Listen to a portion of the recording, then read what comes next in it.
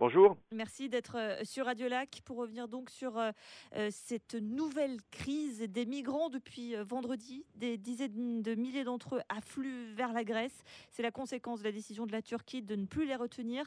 La question, elle est simple d'ailleurs. Est-ce que nous allons vers une nouvelle crise des migrants comparable à celle que l'on a connue en 2015? Alors on en est loin pour l'instant. Ce qui est clair, c'est qu'il y a une crise humanitaire. Il y a deux crises humanitaires en fait. Il y a une crise humanitaire à la frontière entre la Turquie et la Syrie, qui est terrible. Et puis il y a une crise humanitaire dans les îles grecques, où de nombreux migrants sont entassés dans des camps. Ça, ce sont deux crises. Mais de là à parler d'une crise migratoire à l'échelle de ce qu'on a vécu en 2015-2016, quand 2 années de suite, 1 million de personnes sont arrivées en Europe, je crois qu'on en est loin. Alors, Ursula von der Leyen, la présidente de la Commission européenne, a visité ces fameuses îles grecques il y a quelques jours. Elle a assuré que l'Union européenne allait rester unie. On peut la prendre avec des pincettes, hein, puisqu'on se souvient que l'Italie et la Grèce ont très souvent dû gérer seuls ces migrants. Est-ce qu'on peut véritablement croire que l'Union européenne va rester unie sur ce sujet? La question, c'est de savoir exactement unis pourquoi.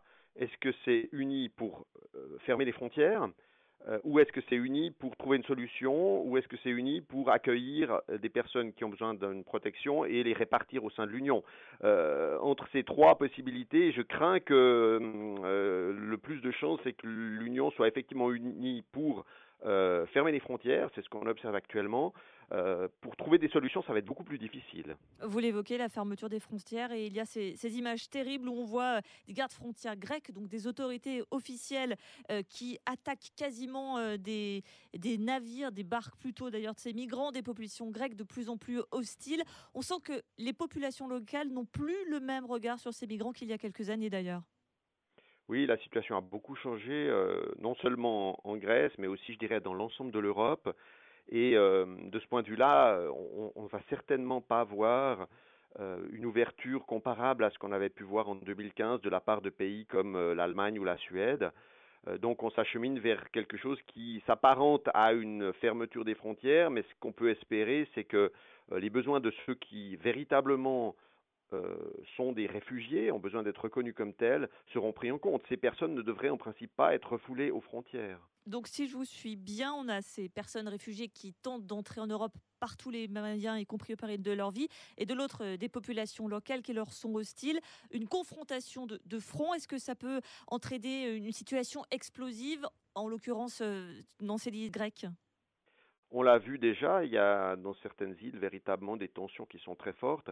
Et là, il appartient vraiment au gouvernement grec et à l'Europe de trouver des solutions pour que toutes les personnes qui arrivent ne soient pas parquées véritablement, je crois qu'on peut utiliser le terme, dans ces îles, parce que là, on peut comprendre aussi que les habitants soient à bout de patience. Et là, il y a véritablement un devoir d'agir.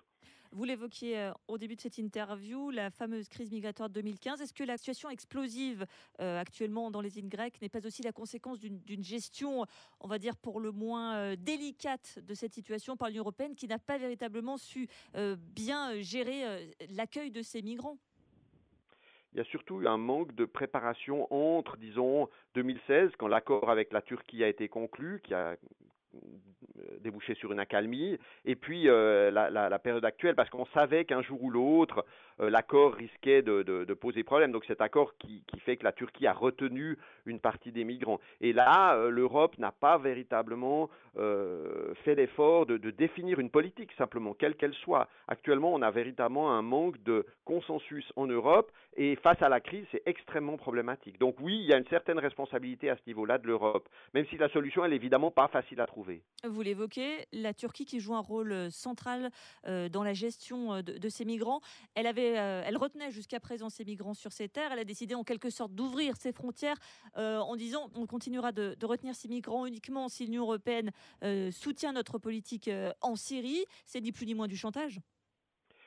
Oui, c'est le caractère relativement inédit de la situation où tout à coup, les personnes qui souhaitent venir en Europe sont pris en otage par la Turquie, qui les utilise en quelque sorte comme un moyen de pression.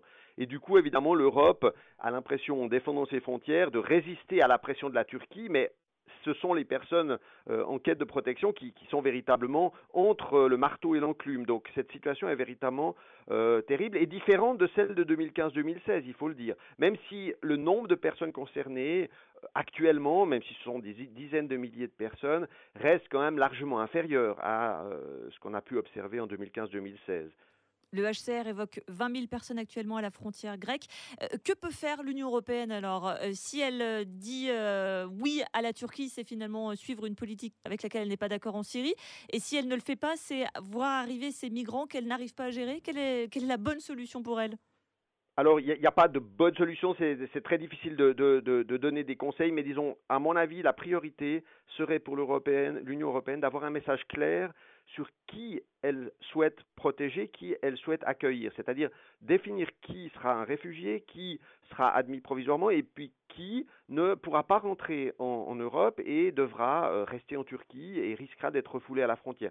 Il y a un flou simplement au niveau de la définition des différentes personnes qui débouche sur une situation où, de manière indifférenciée, actuellement tout le monde est refoulé à la frontière. De la même manière d'ailleurs qu'en 2015, tout le monde avait pu entrer. C'est un peu symétrique aussi. Si on vous comprend bien, il faut faire la différence entre les requérants d'asile et les migrants économiques.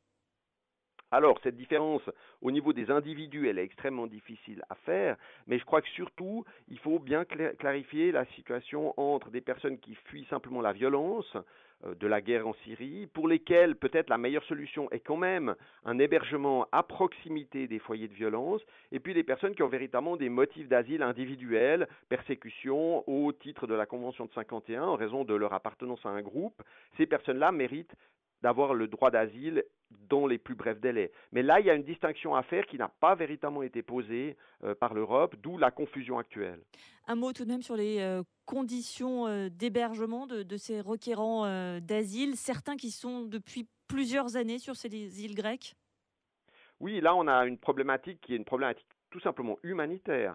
C'est-à-dire qu'on ne peut pas simplement laisser des gens, qu'ils soient réfugiés ou pas, dans des situations comparables. Il faut trouver des solutions. Parfois, ces solutions, pour des personnes qui viennent de pays qui ne sont pas en guerre, passent par un rapatriement. Il y a aussi des personnes qui viennent d'Asie du Sud-Est. Il y a toutes sortes d'origines qui sont présentes sur ces îles. Eh bien, il faut avoir le courage de mettre en place des politiques, soit d'accueil pour certains, soit de retour pour d'autres, soit des troisièmes solutions qui sont à trouver avec des réinstallations dans des pays qui accepteraient ces personnes. Mais il faut vraiment employer cette situation, sinon on va avoir des situations humanitaires qui sont totalement inacceptables. C'est déjà le cas, mais ça pourrait être encore bien pire. Imaginons que rien ne soit fait. Qu'est-ce qui peut se passer, d'après vous? On va avoir une tension grandissante dans les îles grecques, on va avoir des scènes de violence, et puis on va avoir à nouveau sous les yeux des images qui sont insoutenables de personnes qui sont d'enfants, qui sont dans des conditions de vie qui sont inacceptables. Et là, c'est vraiment tout le projet européen, l'honneur de l'Europe qui est en jeu, parce que si l'Europe n'arrive pas à faire la preuve qu'elle est capable de gérer cette situation, eh bien, les valeurs qu'elle véhicule sont véritablement en danger. Des valeurs qu'elle met toujours en avant, notamment pour critiquer la politique de Donald Trump vis-à-vis de l'immigration d'Amérique latine. L'Union européenne ne fait finalement pas vraiment mieux à ses frontières? J'irai pas jusque-là. Là, on a quand même une crise ponctuelle dont il faut se rappeler qu'elle est due à la pression diplomatique que fait la Turquie dans un tout autre contexte qui est la guerre menée par la Turquie en Syrie. Et ça, c'est un contexte bien particulier. L'Europe a quand même un système d'asile, un respect des normes d'asile qui, en comparaison internationale, est actuellement tout à fait honorable. Il ne faut pas non plus jeter la pierre systématiquement à l'Union européenne. Mais là, on a une crise qui doit être vraiment résolue pour maintenir justement ces valeurs et ce score relativement favorable en comparaison internationale qui reste celui de l'Union européenne dans le domaine de l'asile. Un mot de la Suisse qui, de par ses accords, eh bien, s'aligne en fait sur la politique de l'Union européenne via les accords notamment de Schengen. Quelle est sa position là-dessus? Est-ce que finalement, ça ne l'accorde pas un petit peu de voir que c'est à l'Union européenne de gérer cela et puis eh bien, elle appliquera ses accords quoi qu'il en soit?